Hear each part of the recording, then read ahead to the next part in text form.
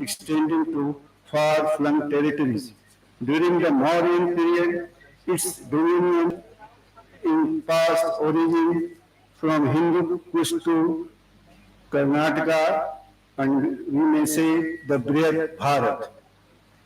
The propagation of Buddhism under the auspices of great monarchs such as Ashoka, whose offspring Mahendra and Sanmitra were instrumental in the dissemination of the faith to, to the territories including Sri Lanka, Far East, further attestation to the enduring legacy of this empire.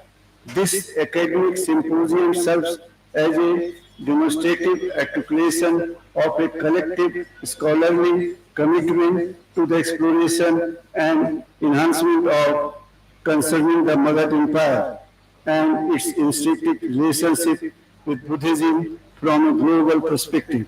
A singular platform has been established from a distinguished panel to synthesize a plurality of perspective and to cultivate emergent dialogue on a multitude of sub-themes.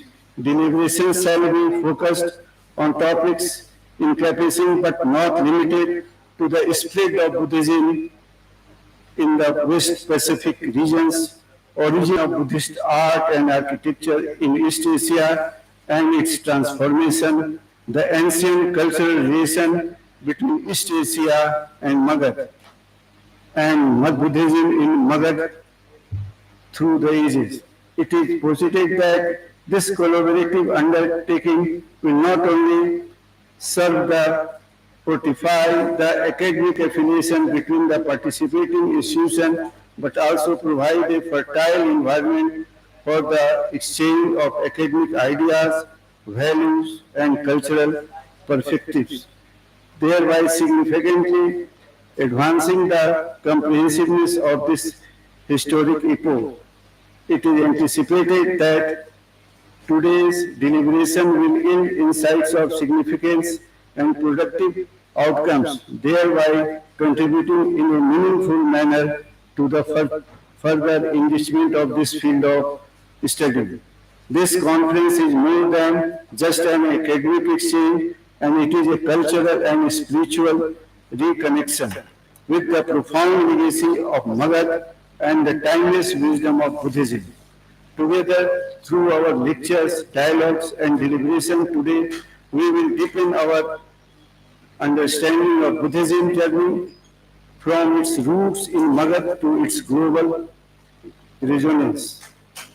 I invite you all to actively participate, share our insight, and embrace the spirit of learning together. With gratitude and best wishes for a meaningful day ahead. Thank you again. Thank you very much, sir, for enlightening us about the zenith of Buddhism was indeed taking place here in the very land of Magadh. I would like to request now the host, Professor Pochi Huang, of Han University, Taiwan, to kindly deliver a formal address.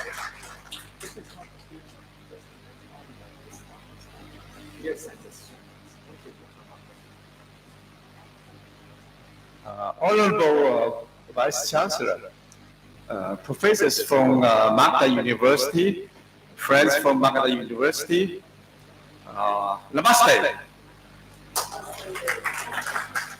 And Pochi Fang from Graduate Institute of Asian Humanities of Farbach University, Taiwan. And here I have to express my deepest gratitude to Magadh University for co-sponsor this very wonderful event.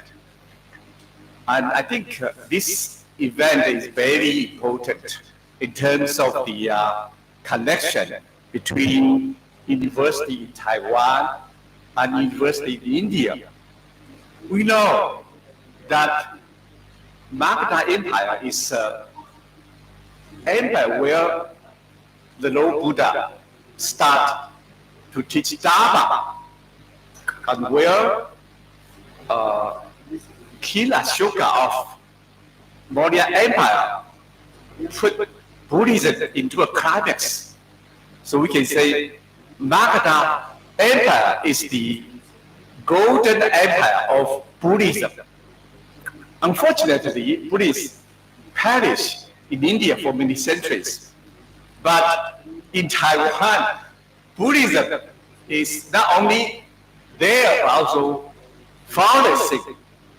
We have a very large number of Buddhist followers. And like Professor Zheng, who is from Tzu-Chi University, and Tzu-Chi started a lot of Buddhist work, not only in Taiwan, but around the world. And they are going to start their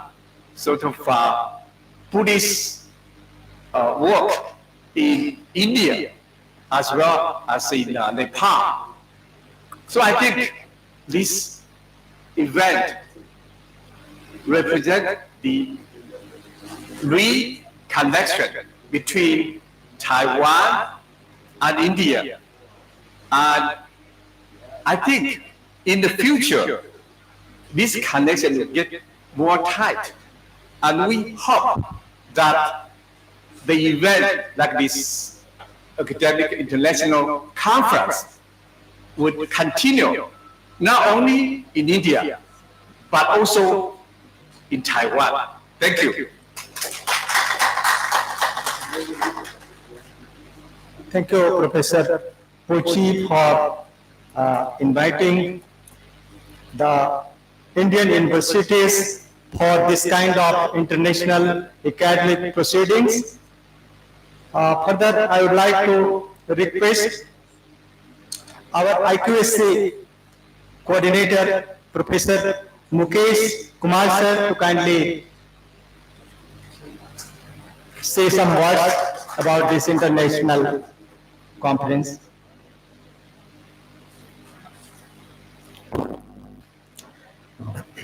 Thank you, Sankarji. Namaskar.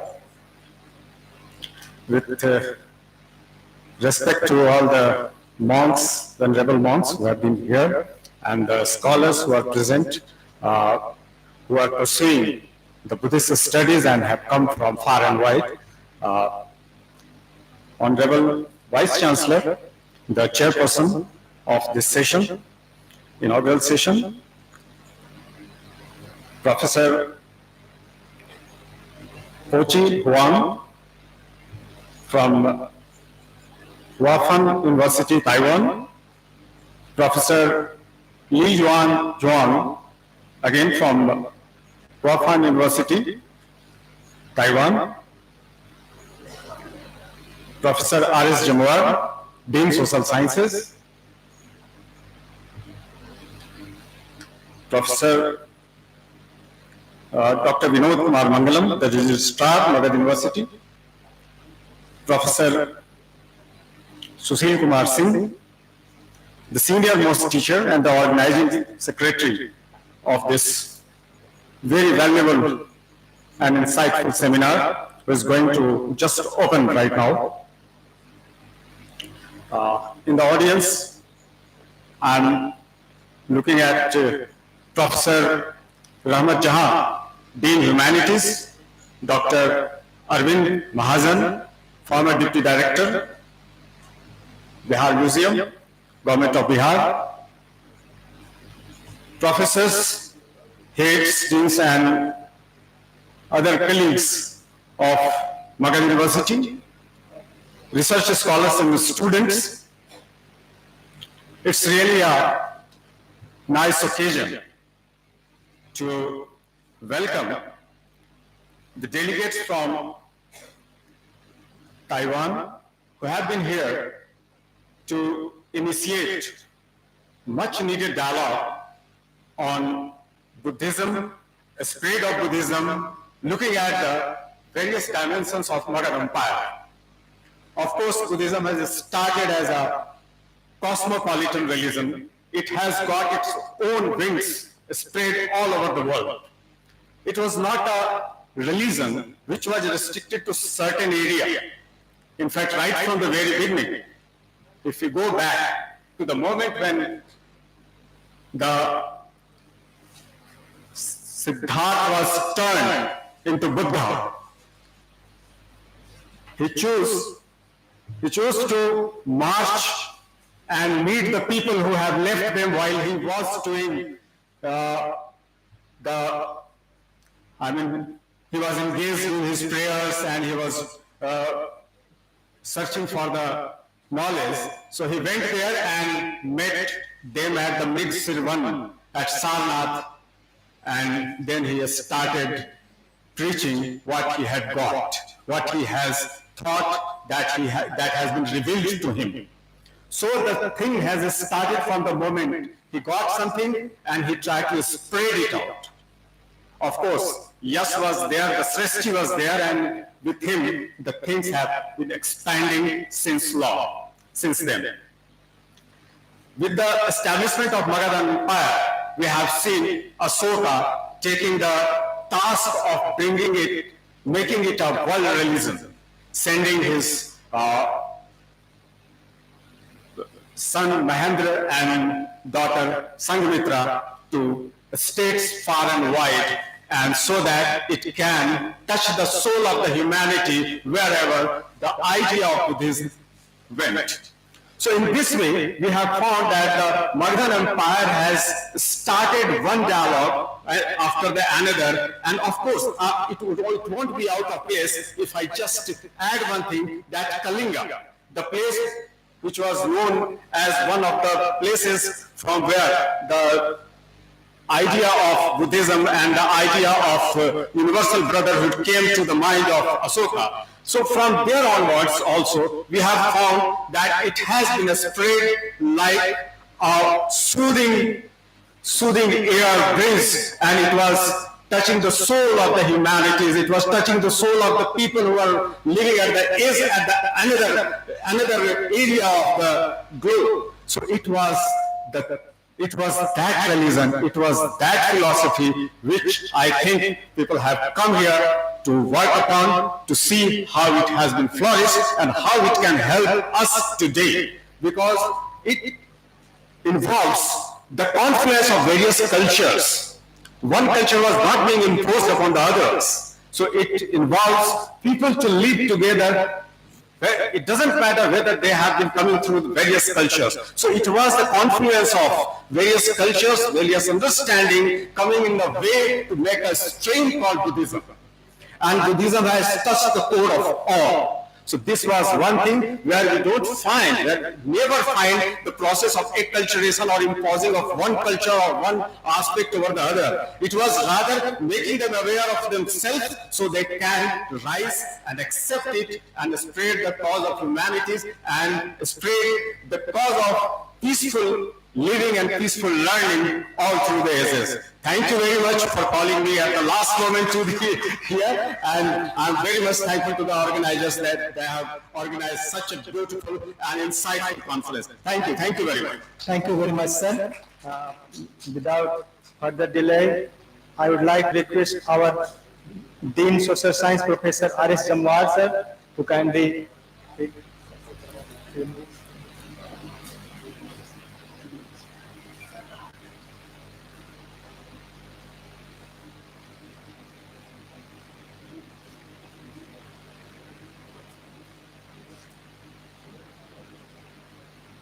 Today we are gathered in international conference.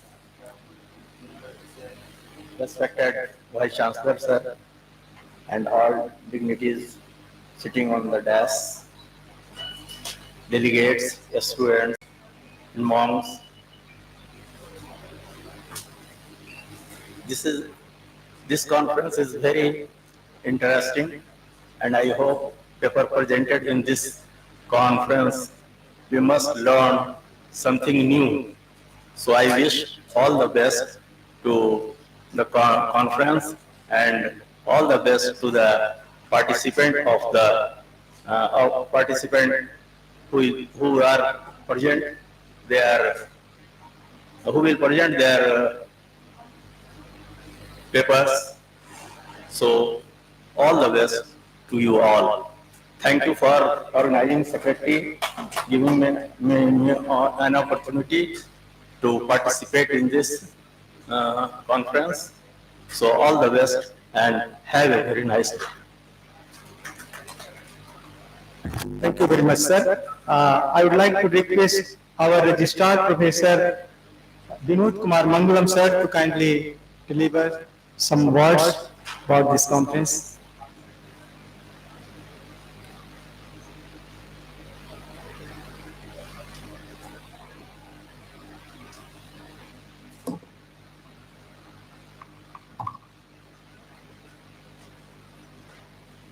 आज के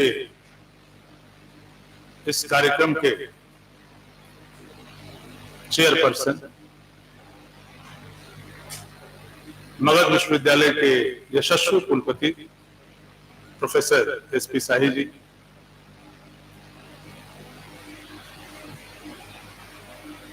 ये international seminar जिस विश्वविद्यालय के साथ हो रहा है, वांग हुआ फैन यूनिवर्सिटी ऑफ ताइवान, वहां से आए हुए विद्वान प्रोफेसर पोची वांग जी, डायस पर बैठे हुए इस डीडी के director Sushil Babu, dean social science professor Jamuar, Magadh विश्वविद्यालय इतिहास विभाग के विभागाध्यक्ष प्रोफेसर मुकेश कुमार जी, और उसी विश्वविद्यालय से आए हुए एक असिस्टेंट प्रोफेसर काईवेन चांग जी हमारे सामने बैठे हुए, बड़े ही सम्मानित बुद्धिस्ट मॉन्क लोग, म्यूजियम के डायरेक्टर महाजन, डिप्टी डायरेक्टर महाजन साहब, ह्यूमैनिटीज के डीन रहमत मैम, प्रॉक्टर साहब, यादविंदु जी, रिसर्च स्कॉलर्स और मेरे प्यारे छात्रों,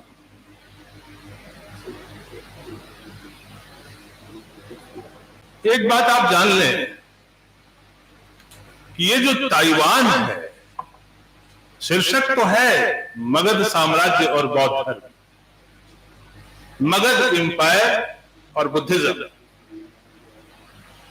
लेकिन ये ताइवान के साथ ही मैं सोच रहा था कि ऐसा इंटरनेशनल कॉन्फ्रेंस के पीछे क्या कारण हो सकता है। अगर मैं गलत न हूं तो ताइवान पुर्तगाल का उपनिवेश रहा है, पोर्तुगीज वहां रहे हैं, फिर चाइनीज रहे हैं, चाइना और जापान में वॉर चलता रहा है, कभी चाइना के पास ताइवान तो कभी जापान के पास ताइवान, और ये फिर 1950 के आसपास ये पूरी तरह से स्वतंत्र हो गया। ताइवान का असली नाम फार्मोसा है, ये पुर्तगीज वर्ड है, it's a Portuguese word. Taiwan को फार्मोसा पुर्तगाली कहते थे। फार्मोसा का मतलब होता है सुंदर, ब्यूटीफुल। और जब चाइना से उसको हैंड ओवर किया गया, जबकि आज भी चाइना उस पर अपनी आंखें दिखाता रहता है, लेकिन ताइवान एक स्वतंत्र देश है, तो चाइना ने उसे टेरेस बे कहा। घर के आगे टेरेस होता है ना, खुलता है, और जैसे हमारे यहाँ बे ऑफ बंगाल है, तो उन दोनों के बीच में एक खाड़ी है, एक रिजर्वायर है, इसीलिए चाइना इसको टेरेस बे कहता है और पुर्तगाली लोग इसको फार्मोसा कहते थे, जबकि चाइना का ही दिया हुआ नाम ताइवान है। मुख्य बात पर आने से पहले मैं आपको बता दूं कि ताइवान में 3 तरह के लोग रहते हैं। अगर बौद्ध धर्म है तो बौद्ध धर्म का महायान वहां है, और कन्फ्यूशियनिज्म है, कन्फ्यूशियनिज्म है, यही 3 तरह के लोग हैं। एक नारी ताइवान के professor Pochi, I want your attention, Taiwan के एक बुद्धिस्ट मंदिर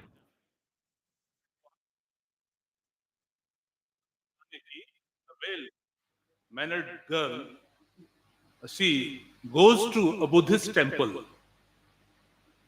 without any flower, और वो जाती है और कहती है कि प्रभु मैं आई तेरे द्वार, लेकिन कुछ भी ला न सकी उपहार।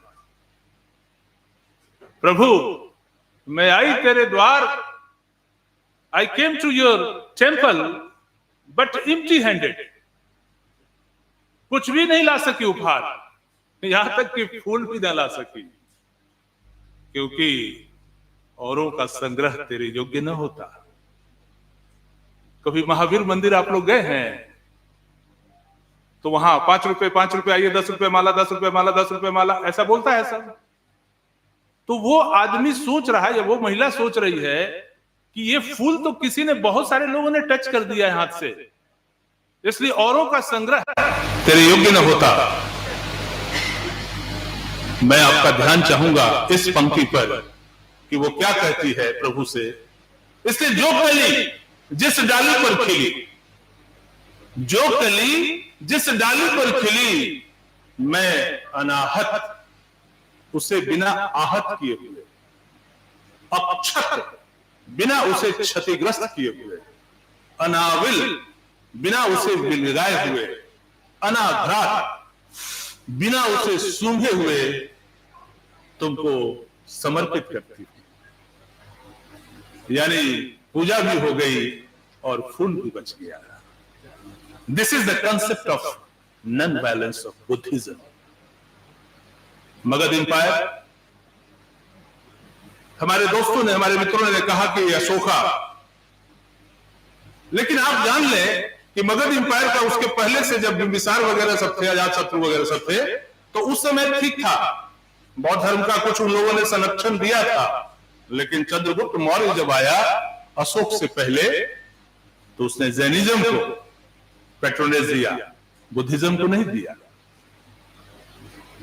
लेकिन when Ashoka came to the throne,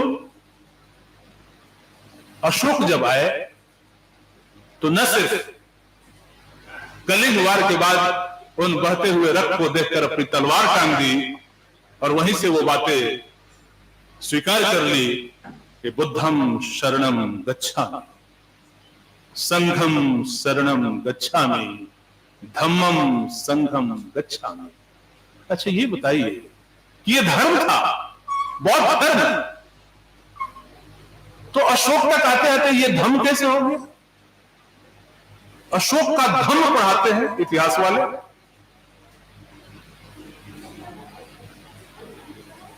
मैं थोड़ा आपको बताना चाहता हूं, चूंकि इंटरनेशनल कॉन्फ्रेंस है, तो इंटरनेशनल कॉन्फ्रेंस और इसमें मल्टी डिसिप्लिनरी बातें जुड़ी हुई हैं। मूल शब्द है धर्म। धर्म संस्कृत का शब्द है और धम्म प्राकृत का शब्द है। संस्कृत से जब वो भाषा निकली तो दो भाषा हो गई, पाली और प्राकृत। पाली बौद्धों की भाषा थी, प्राकृत जैनियों की भाषा थी। लेकिन मेन स्ट्रीम में प्राकृत ही रहा। प्राकृत फिर आगे बढ़ करके 4 भागों में बट गया, मागधी, अर्धमागधी, शौरसेनी और महाराष्ट्री। शौरसेनी प्राकृत से निकला, शौरसेनी अपभ्रंश, और फिर वो अपभ्रंश औहट में आई और औहट से पूरे 17 बोलियों में बिखर गई। उसी में एक बोली थी ब्रजभाषा, और उसी ब्रजभाषा से खड़ी बोली निकली, और खड़ी बोली से फिर आज की हिंदी निकल गई। तो ये समझना होगा कि प्राकृत शब्द जब धर्म से धम्म में आया तो एक बहुत बड़ी विशेषता थी भाषा वैज्ञानिकों की। उच्चारण आप देखिए, धर्म जब कहते हैं तो धर्म, र का उच्चारण पहले होता है। तो एक नियम आया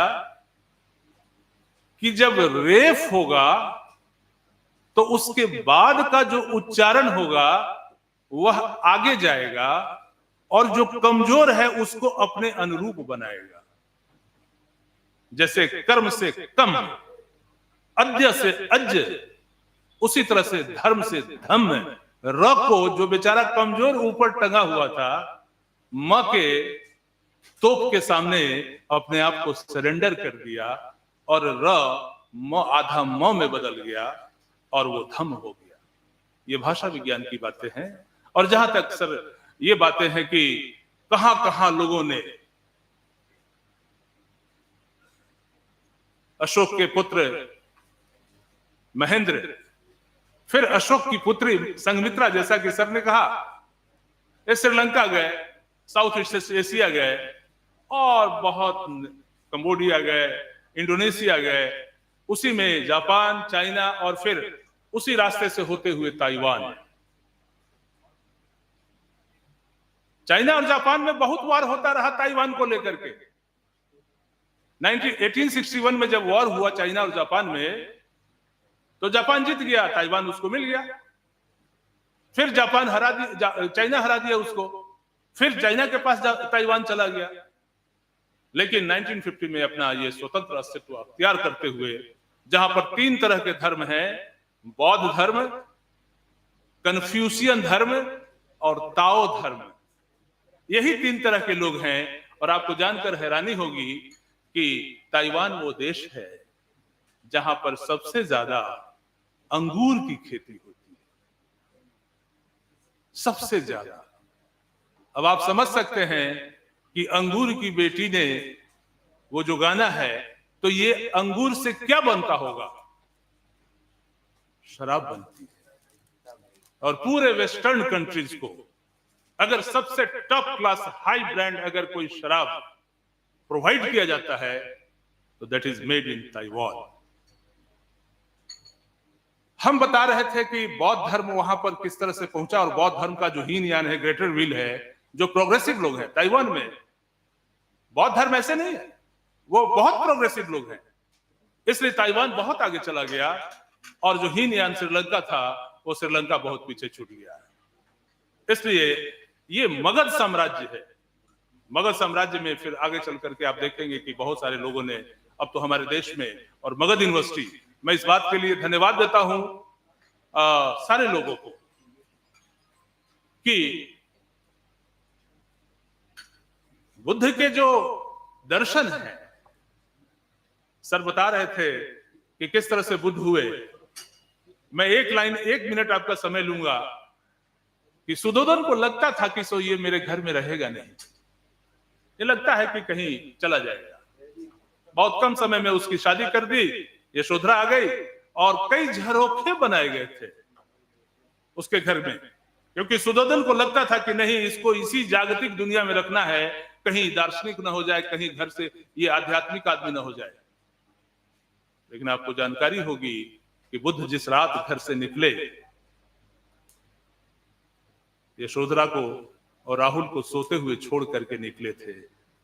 तभी तो मैत्री शरण गुप्त ने लिखा यशोधरा के शब्दों में कि सखी वे मुझसे कह कर जाते। अरे जाना ही था तो हम क्या रोक लेते? अरे सिद्धि है तू स्वामी गए छात्र हित के नाते, चुपके चोरी चोरी गए, यही बहुत व्याघात सखी वे हमसे कह कर जाते। लेकिन आपको जानकारी होनी चाहिए कि वो रात एक डांस हुआ था उस सुद्धोधन के महल में। उस डांस को त्रिशित नृत्य कहा जाता था। बुद्ध ने देखा कि अभी अभी जो नृत्यांगनाएं बड़ी खूबसूरत लग रही थी, वो सब 2-3 घंटे में फर्श पर लेट गई बेहोश, और उनके सारे के सारे जो कॉस्मेटिक्स थे वो कहीं यहां कहीं यहां कहीं यहां। छंदक और कंथक घोड़े का नाम था, छंदक उनके घुड़सवार का नाम था। बुलाया और बोला कि तैयार करो, और सीधे वहां से रवाना हो गए, किसी को बोला नहीं। तो मेरे कहने का मतलब यह है कि ये बौद्ध दर्शन और ये मगध साम्राज्य, और मगध साम्राज्य के भीतर ये मगध यूनिवर्सिटी, और मगध यूनिवर्सिटी के साथ ये जो इंटरनेशनल कॉन्फ्रेंस है, ये हुआफान यूनिवर्सिटी ऑफ ताइवान, इन दोनों के बीच में जो कोलैबोरेशन है, बस इतना ही मैं कह करके अपनी बात को समाप्त करता हूं कि खोलता हूं दरवाजा, खोलता हूं दरवाजा और दौड़ती है हवा गले लगने के लिए। खोलता हूं दरवाजा और दौड़ती है हवा गले लगने के लिए, मानो मेरे ही इंतजार में पल्लों से सटकर खड़ी थी। धन्यवाद। Thank you very much, sir, for very nice narration about the life of Buddha and Buddhism and the very land of Magadh. I would like to request Chinese translator Siddharth Singh, because our registrar sir has just spoken in our mother language, so the Chinese, the Taiwanese delegate can understand about sort of the things said by our registrar. 我现在帮大家翻译哈，我们摩揭陀大学的沙希布拉达沙希教授，那我们台湾华梵大学的黄伯奇教授，我们台湾慈济大学的郑凯文教授，还有在场的所有摩揭陀与菩提迦耶的大法师们，还有我们从台湾来的贵宾们、朋友们，非常从心里欢迎大家，然后跟大家说 Namaste。我们刚刚那位教授他喜欢用当地语言印度文跟大家聊天，他也会英文，但是呢，他喜欢用当地语言印度文跟大家聊天。那他刚刚讲了几个重点，我这边帮大家整理一下。第一个，我们最大的重点就是说，非常非常再次的欢迎大家从台湾来到这个国度。那从心里的感受非常欢迎他一直非常欢迎。第二个重点就是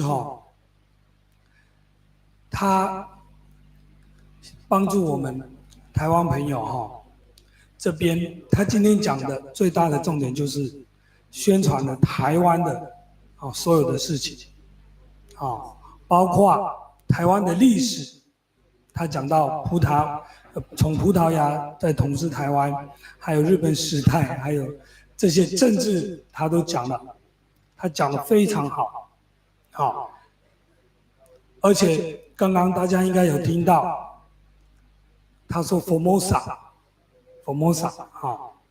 所以我们这位教授他是非常的去研究了一下，我们台湾的名字叫 Formosa。OK， 那再来的话，还有一个最大的重点就是说，他讲了我们台湾的这个佛教，佛教是怎么样的在台湾这么的这个虔诚他讲了一个小故事就是说，台湾有一个女孩呢，她到了寺院要拜拜，手中拿了一个花，一个莲花，但是她拜拜前心里觉得很惭愧。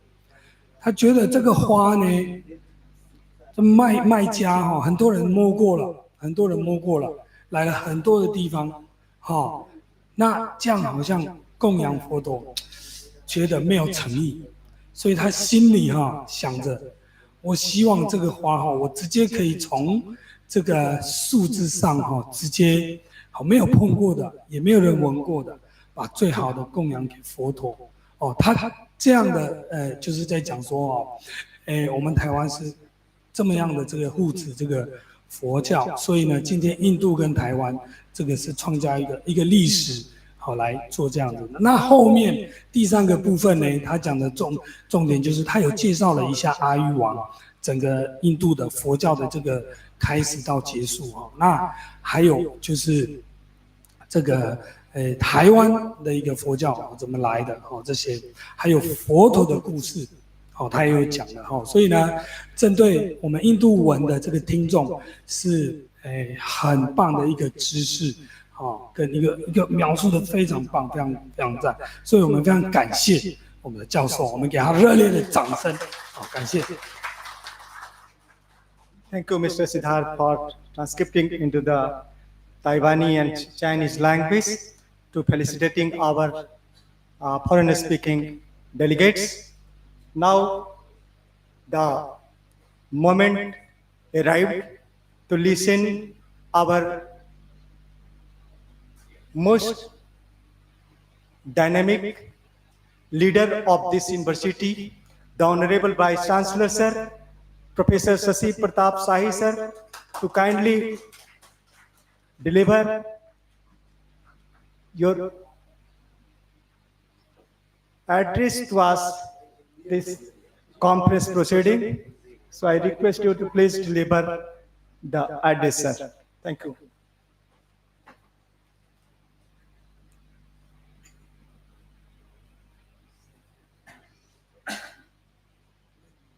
ये दुभाषिया गया कहाँ क्या गए translator गए क्या हो कहाँ Chinese सीखे तुम तो तुम ही कोऑर्डिनेट कर रहे हो क्या मैं तो ठीक है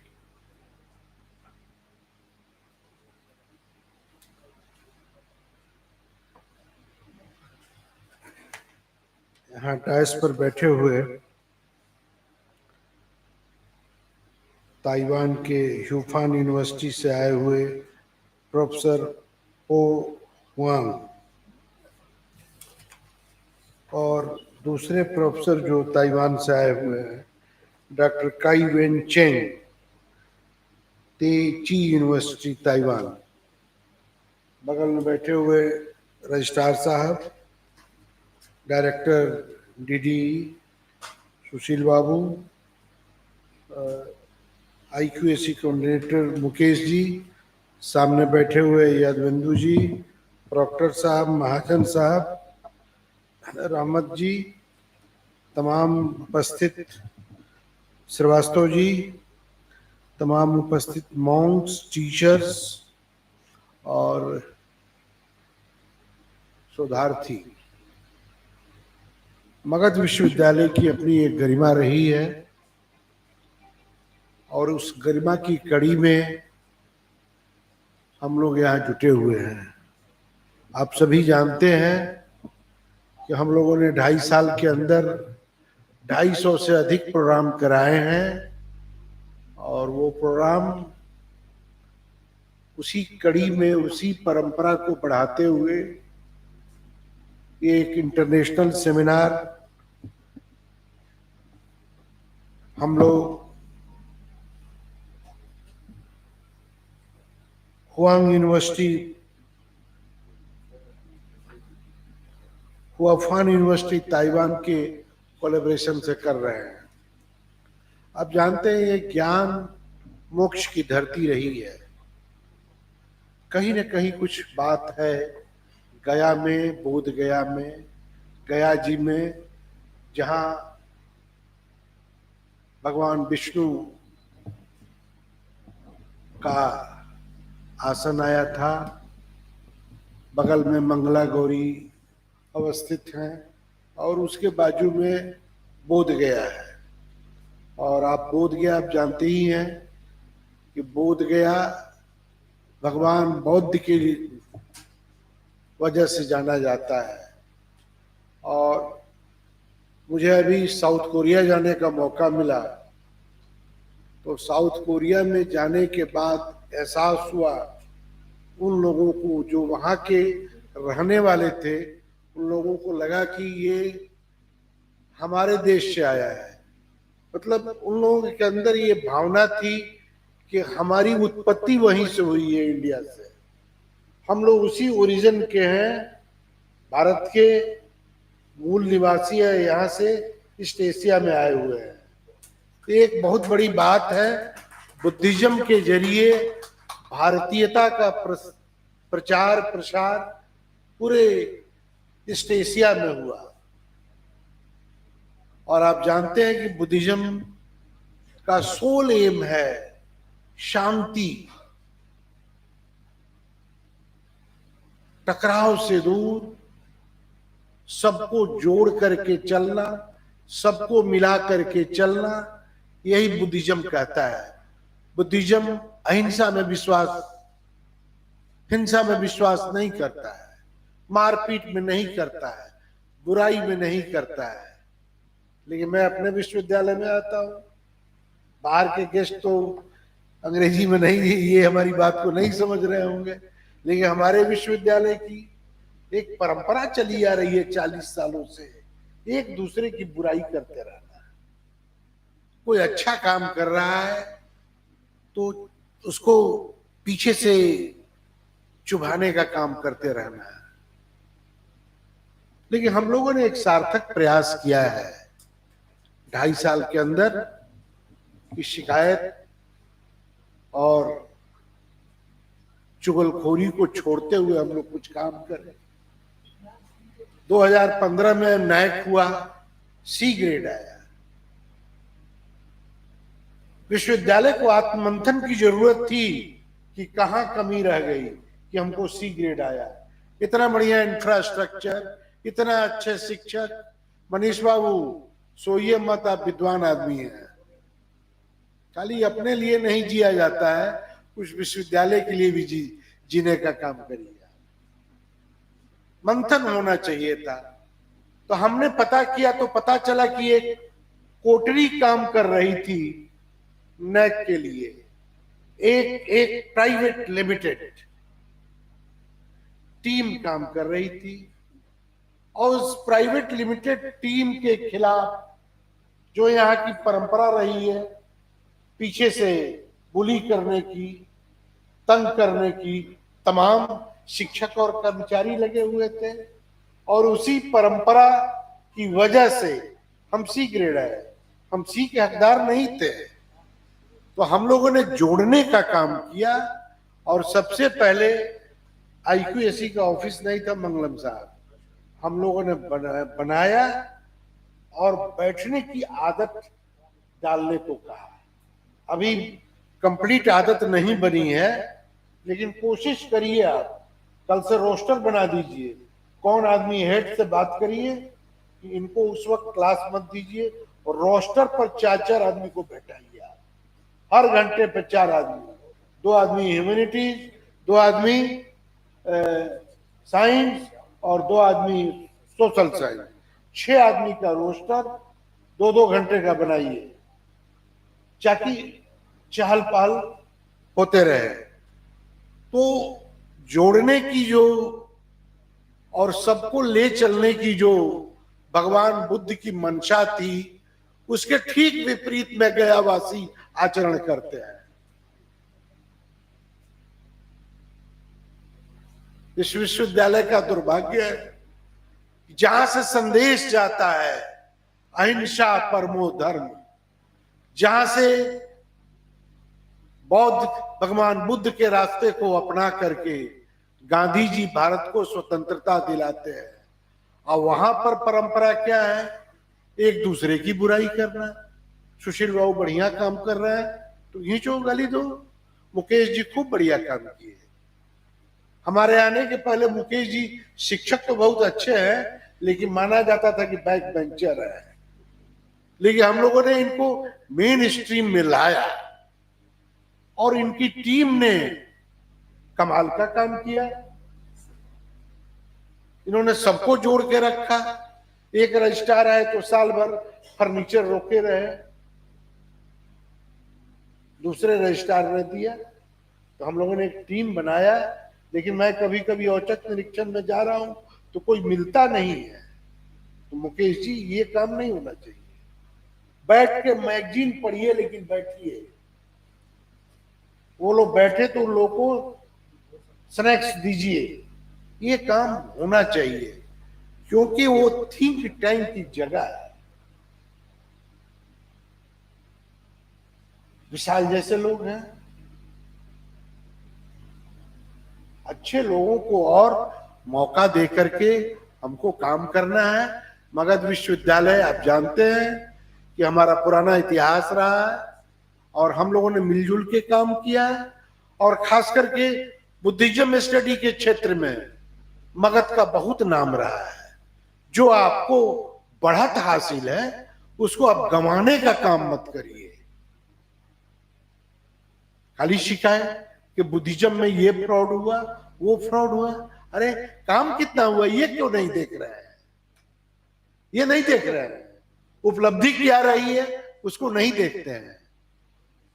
मैं वैसे लोगों को नसीहत देता हूं कि हम अलर्ट मोड में वैसे लोगों को डिटेक्ट कर रहे हैं जो तंग करने का काम करते हैं, विश्वविद्यालय में अवरोध बनने का काम करते हैं और निगेटिविटी को के जरिए रोकने का काम करते हैं। उनको डिटेक्ट करके हम कार्रवाई भी करेंगे। लेकिन मैं धन्यवाद देता हूं आज डिपार्टमेंट के बच्चों को। बच्चों ने दो साल पहले, 1.5 साल पहले है, इन लोगों ने काम किया और काम करके ये लगता है एंशिएंट इंडियन हिस्ट्री जो आपका डिपार्टमेंट है सबसे बढ़िया डिपार्टमेंट इस विश्वविद्यालय का है। और मैं अपने तरफ से वादा करता हूं कि आपको कोई कमी मैंने होने नहीं दिया है। आप अपने डिपार्टमेंट को आगे बढ़ाइए, इस तरह का एकेडमिक कोलैबोरेशन करिए। विश्वविद्यालय की तरफ से शंकर जी धन की कमी, और चंद्र प्रकाश बैठे हुए हैं, धन की कोई कमी नहीं है, और सबके गार्जियन यहाँ बैठे हुए हैं, सुशील बाबू, कमी नहीं है। इसकी संख्या और बढ़ाइए और बढ़ाइए। हम रुक नहीं सकते हैं, हम विकास की तरफ अग्रसर हैं और हम जानते हैं कि दुनिया लंबी चौड़ी है, दुनिया बहुत बड़ी है, और आप जो ही आगे बढ़िएगा हृदय को विशाल करके सबको आत्मसात करिए। यही हमारी बौद्ध की परंपरा है और बुद्धिज्म की परंपरा रही है कि बुद्धिज्म में माफ करो और आगे बढ़ो। इन्हीं के साथ, मैं इन्हीं शब्दों के साथ मैं टीम के बच्चों को और आए हुए ताइवान यूनिवर्सिटी से कोची वांग साहब को और काईमेन चेंग साहब को बधाई देता हूं कि आप आए और आपका आना हम लोग के लिए सुखद रहा। धन्यवाद।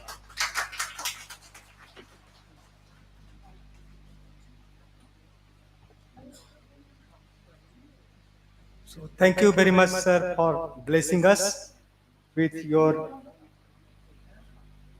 nice language towards the younger generations and the academia fraternity of this university. Whatever our Honorable Vice Chancellor sir has spoken, I would like to request Siddharth Singh to please speak about his talk. 大家好，那我现在来帮大家翻译。好，我们刚刚尊敬的我们摩羯陀大学的校长，好，我们摩羯陀大学的校长啊叫做 Sashi Pradap Sai 教授，好，非常欢迎台湾的黄伯吉华范大学的教授，还有慈济大学郑凯文教授。那在座的摩羯陀大学的所有教授们，还有所有大法师，还有台湾来的贵宾们，非常欢迎你们。今天感到非常感动，非常开心。不久前，我们摩羯陀大学的校长有去了韩国，这个参加研讨会。那在韩国的时候呢，遇到许多这个当地人，也交了很多朋友。韩国的朋友呢，有一种说法他们也是佛教徒，他们也是佛教徒。那非常多人相信说他们有他们的祖先，然后他们的这个佛教各方面都是从印度传过去的。好，他们对印度的联系是很深的。那我们摩羯陀的校长就感到非常感动。好，那就讲回来，我们摩羯陀大学是在比哈邦古代的摩羯陀。那摩羯陀大学主要提倡的就是佛教佛学。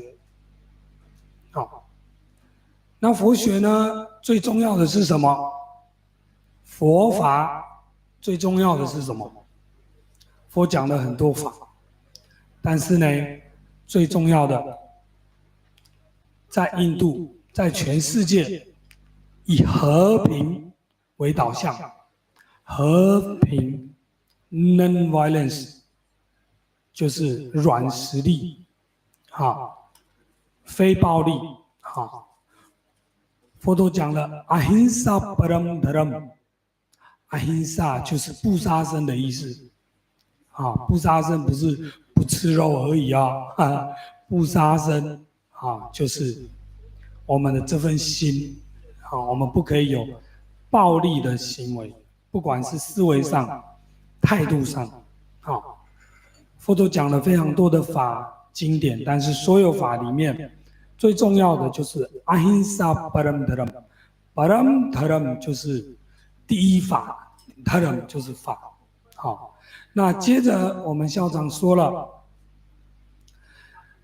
他是校长，那他也是接洽我们比哈邦有很多政治的事务，难免会碰到非常多困难的事情。虽然我们提倡这个和平提倡这些，但是呢，你会发现，当我们要成就一件事情的时候，你要办活动，或者是你要做很多事情的时候呢，你会碰到很多问题，甚至会碰到有一种人会一直去阻止你做一些很棒的事情。所以呢，在学校呢，他很特别的在意这件事情，甚至他还会以专案的方式，比方说我们今天的这一个会议呢，他都会去关心，那也会成立一些团队来成就一个事情，然后排除这些困难，排除困难，所以他主要讲的就是我们佛教的一个正能量、这个正的一个观念，不管我们做任何事情。是这样的。那最后呢，非常非常感谢，也恭喜我们台湾的朋友们，来到这个摩羯陀大学，也希望我们这个摩羯陀他最后有讲了这个事情，就是我们世界很大，希望大家还有摩羯陀还有佛教呢，可以一直发展，一直发展，一直发展。我们不限制于在一个比哈邦而已。好，以上非常感谢大家。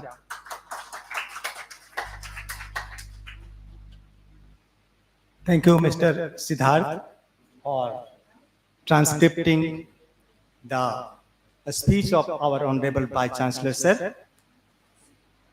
I would like to request all the dignitaries over the dais to please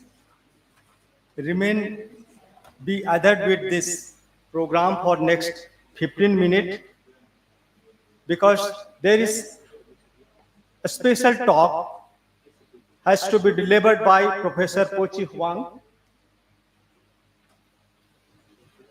regarding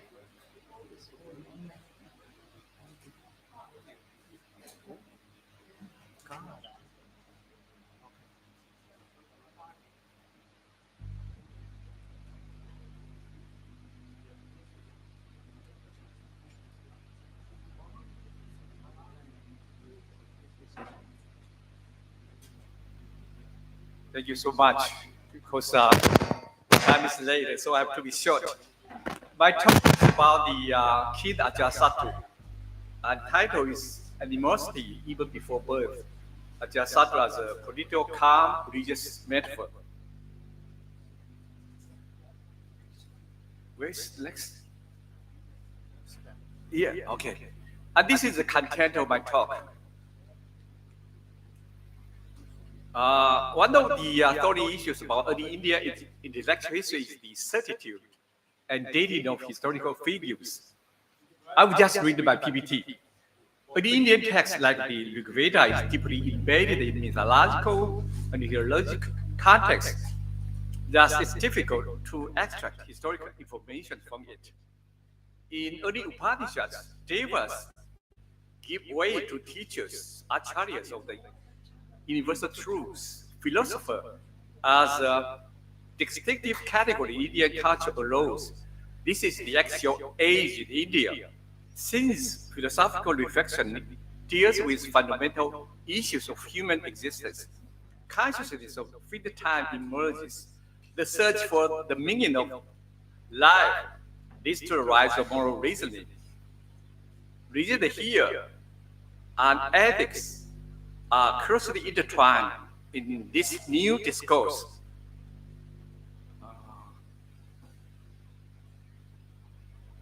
Well, forgot. Okay. Now I start with Ajatasattu and the Magadh. I think Ajatasattu is so important for Magadh Empire. To be sure, the most famous figure in early Indian intellectual is not any Upanishadic philosophers, but the historical Buddha, Samana Gautama. We have a very striking discrepancy in dating historical Buddha. I will just skip this part. What are the other legendary figures besides the Buddha in early Indian intellectual history? It is well known that the age of Buddha is also a period of extraordinary political turmoil. This is an era that anticipates the Maurya Empire, the great imperial system with Ashoka and its genesis of power. And who is the example of new political consciousness in an era of great political change? Undoubtedly, Ajatasattu in Sanskrit and Ajatasattu in Pali is the most ambitious and prominent king of this period, as he shows up in the Brahmanical text as well as the Pali Buddhist Sutta, also in Jain text too, but I did not discuss Jain part of Ajatasattu in this paper. The rise of Ajatasattu has much to do with the prevailing social climate of the age. It is generally termed the second urbanization in Indian history during the time between 550 and 200 BCE. It is worthwhile to know that kingdoms like Videha, Kashi, Panchala appear in both Upanishads and Buddhist sutras. This shows the radical transformation from the limited society to political state in the middle first millennium BCE as elections and the aggrandizement of lead to the formation of powerful states among the Ganges. In the period of second urbanization, there was bitter rivalry between different political kingdoms. And the birth of Ajatasattu is the eventual outcome of this political process.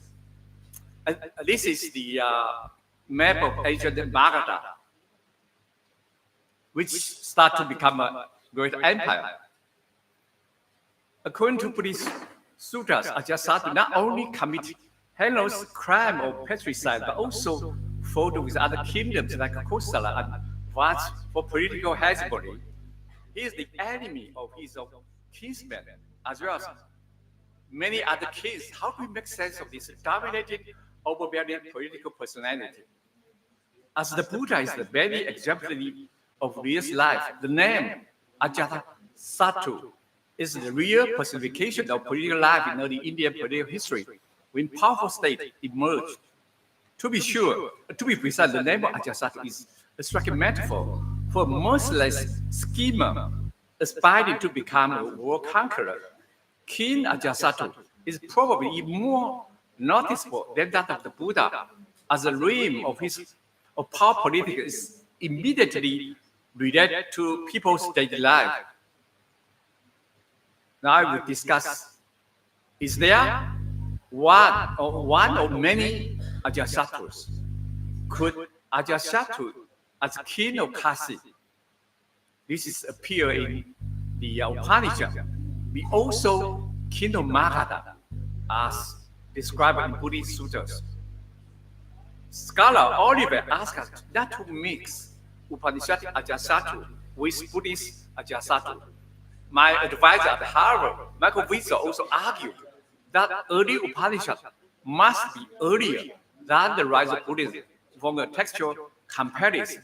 So the king, the Kasi, should be considered as an independent kingdom in the late Vedic period. Consequently, Kasi's king, Ajatasattu, is not the same with the Magadh king, Ajatasattu, as Kasi's king, Ajatasattu, should be earlier.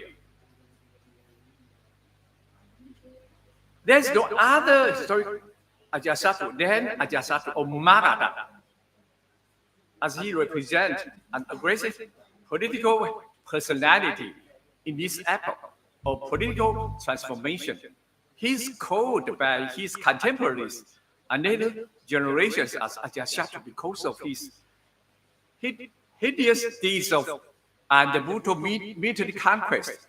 Like Ashoka of Maurya, Ajatasattu is not a grammatical Abhishekanama, but an operation bestowed on a formidable monarch whose aggressive behavior and excessive ambition are very incredible. So we find that in Buddhist texts, Ajatasattu is to be called Videhi because there had been a nominal alliance between Kosala and Magadh. The name is ironic, as Ajatasattu is who also fought with Kosala, although he was the son of Videhi. And Videhi is the princess of Kosala.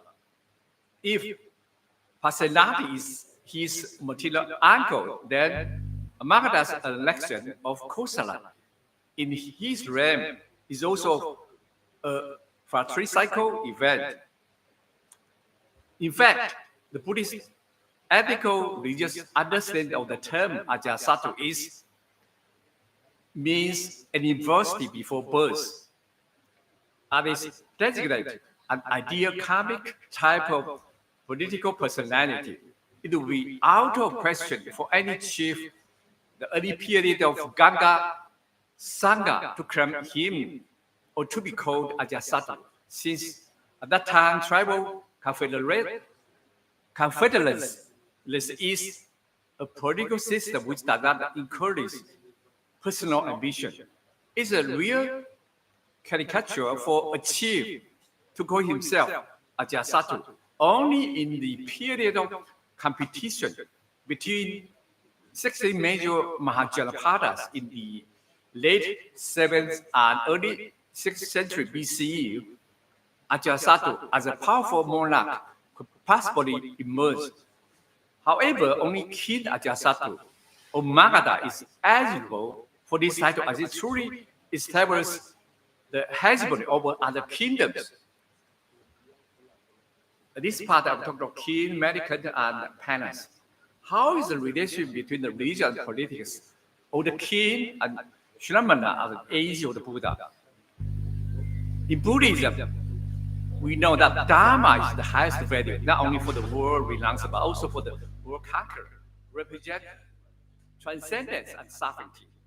For the early Buddhist viewpoint, the distance between the world renouncer and the world conqueror is unbridgeable, while the world renouncer like the Buddha is well more strong, present, and powerful. The world conqueror like King Ajatasattu is evil, weak, and armed with little power. It is therefore understandable that King Ajatasattu could commit patricide and other heinous deeds would in due course pay Buddha a visit to overcome his bewilderment. So religious teachers have speech power. that the temporal suffering could not possess. In the Shamlapala Sutta, Ajatasattu, who is in his restless pursuit for power, felt guilty for patricide and asked the lay disciple of the Buddha, Jivaka Komalabhatta, to take him to the Buddha's resting graph to inquire the fruit of renunciation. What actually matters in the sutta is whether there is ethical and religious retribution or not. And incidentally, when Ajatasattu visits different religious teachers, this is very likely to be King Ajatasattu's real concern, on account of his having committed patricide. The story Ajatasattu commented in the Pali Buddhist text unmistakably shows early Buddhist attitude toward humanity and morality. I call this attitude religio-ethical. In the following, I will follow Buddhaghosa's commentary of the Digha Nikaya, the Sumanga Visasidi. Actually, Ajatasattu portion from the Sammapala Sutta Vanana. To begin with, the name of Ajatasattu, for before birth, who is destined to become his father's enemy, for his covet, for kingship, to realize his ambition as predicted by astrologers. Ajatoyeva Nyano Satu Bhavisatiti. He will be the king's foe, even before he is yet among. This, of course, is not a foresight. It is his destiny as an aged and weak-minded crown prince. It is the enmity predetermined between an ambitious king and a rebellious prince. This Buddhist legend continues with psychological trauma of Ajatasattu. After murdering his father, patricide haunted him day and night, and what he says that remorse also haunted him constantly. Eventually, Ajatasattu decided to pay Buddha a visit on a full moon evening. He asked Buddha's disciple, Jivaka, to arrange this visit. However, this psychological trauma continued when the king came near the Mongol graph where the Buddha stayed. It is said that he felt fear, paralyzed with his tail and his hair bristled. This is a graphical depiction of psychology of the scheming man in fear. Ajatasattu could not stand quietly as he was still frightened of going out in the dark. The scene makes King Ajatasattu and Buddha's Sangha antithetical. The Sangha's serene silence was in stark contrast to Ajatasattu's unceasing disquietude. It is said in the commentary that out singing the serene atmosphere of the Sangha, he thought of his son, yet he was very apprehensive that his son might commit the same heinous crime that he did with his father. According to Buddhaghosa, this monstrous crime happened repeatedly as a karmic bondage and eventually ruined the Magadh Empire. Eventually, when King Ajatasattu met the Buddha, he confessed in front of him. He said he was too feeble-minded and wicked to commit evil deed of patricide. In the end, the Buddha did not pardon him actually, but he became Buddha's lay disciple and asked him to condone his heinous crime. But from the reading of the suttas, the Buddha did not really condone his crime. But he thought that his evil deed was pardoned by the Buddha in his presence. This is my conclusion. King Ajatasattu of Magadh as a historical figure offers us an excellent example of reconsidering early Indian intellectual history. Undoubtedly, it plays a vital role for us to understand the social, political, and religious climate at the age of the Buddha. As the name Ajatasattu refers to a special type of political personality, King Ajatasattu of Magadh is the very embodiment of an ambitious and aggressive ruling power who aspires to become universal monarch. To be sure, Buddha's assessment of King Ajatasattu patricide is crucial for us to understand this ethical stance of early Buddhism. That is the talk of my idea about the Ajatasattu and Magadh. Thank you. Thank you very much, Professor Pochi, for an enlightening lecture about animosity even before birth, Ajatasattu as a political cum religious metaphor. Although we have also organized a members of reviewers for this session, so there is about 3 to 5 minutes more to discuss about the talk of Professor Pochi. So I would like to request our reviewer, Professor Manish Sinha sir, Arvind Mahajan sir, Dr. Sachin Kumar Mandilwar ji, Dr. Haribabu Bodhi, Asmita Khalko, Masi Charan, Janmejay Singh. If you have any observation or query, then you can put before the speaker.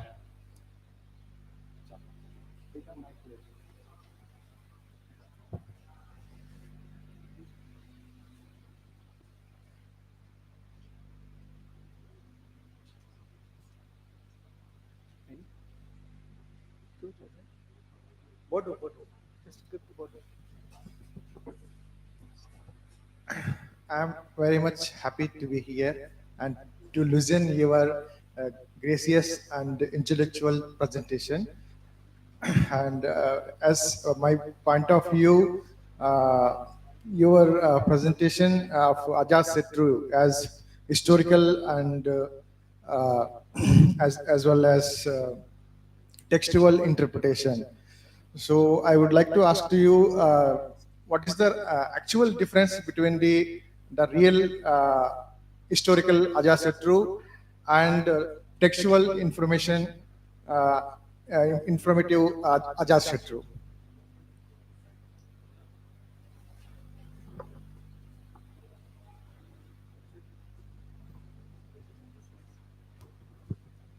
Thank you so much. And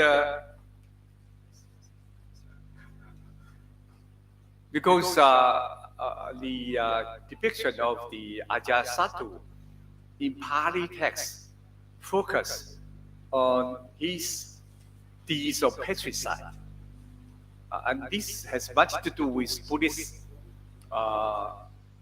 as I called, religious ethical stance. But in Upanishad, he's different because in the Upanishad, he is the king of Kashi. And in the Upanishad, we did not see anything related to the patricide. Although in Jain text, it did talk about his patricide. So I think this situation is a little bit complex. I don't know if we have any sort of archaeological artifacts in Bodhgaya belong to the period of Ajatasattu. But I think Ajatasattu is very, very important as a historical figure in earlier India, not only for the Buddhism, Jainism, but also for the Brahmanism. I think he's very important. This is something I can say, but I don't know the really exact sort of what really happened to Ajatasattu, because we can only see from different texts, so we cannot be sure what is really happened in the end. Okay. Thank you, Professor Pochi. Anyone more?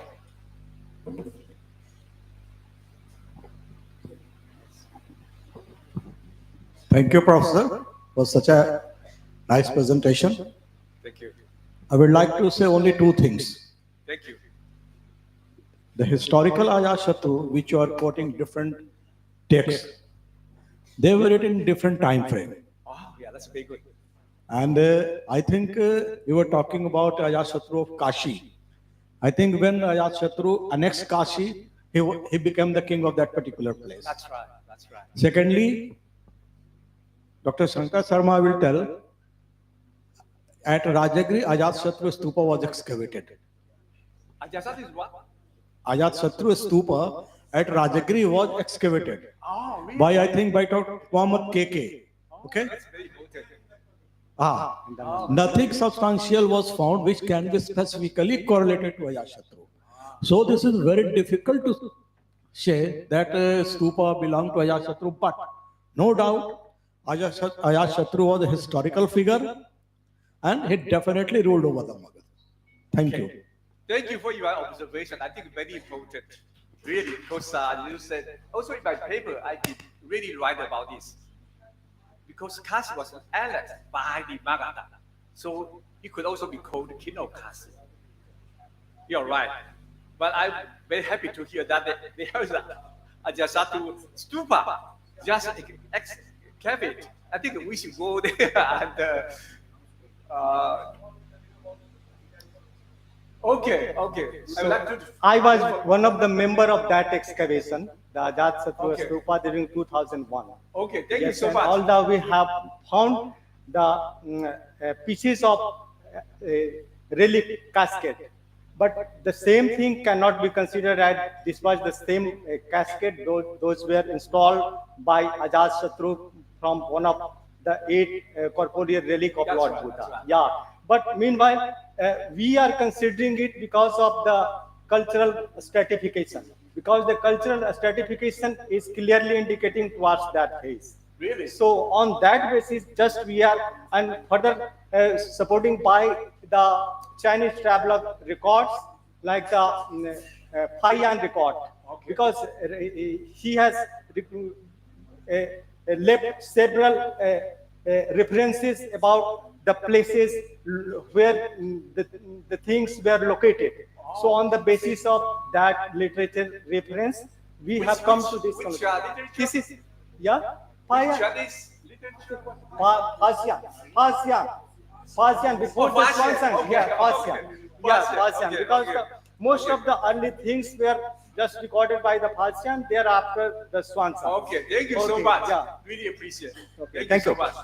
So without further staying in this proceeding, because we are already about to half an hour delay, we have to conduct several academic sessions. So in this very first session, just we have listened to our Professor Pochi Huang, and after lunch, we will be remain gathered here for further academic proceeding, because there is a long talk orders. We have our distinguished professors like Professor Manish Sinha sir, Dr. Arvind Mahajan ji, and in the second session there are number of scholars. Those have to be taught. So in this proceeding, just I would like to make gratitude from my university for being presenting here all the delegates and the honorable dignitaries over the dais. And further, I would like to request all the peoples those are here for a national anthem. So please be a stand for the national anthem.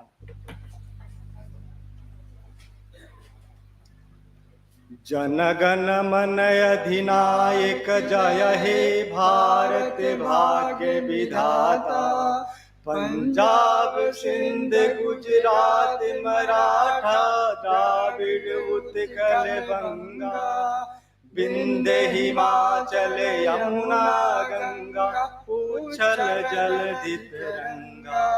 तब शुभ नामे जागे, तब शुभ आशीष मांगे, गाहे तब जय गाथा, जन गण मंगलदायक जय हे भारत भाग्य विधाता।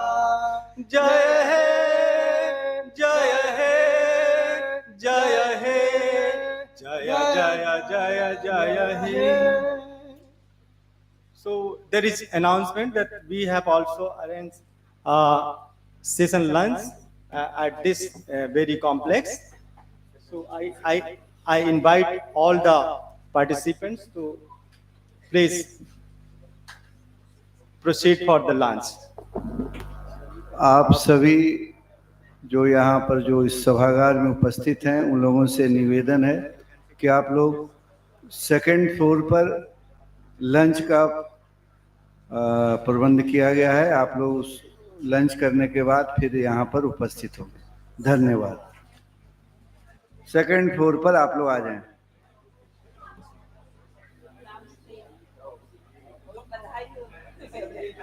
बच्चा से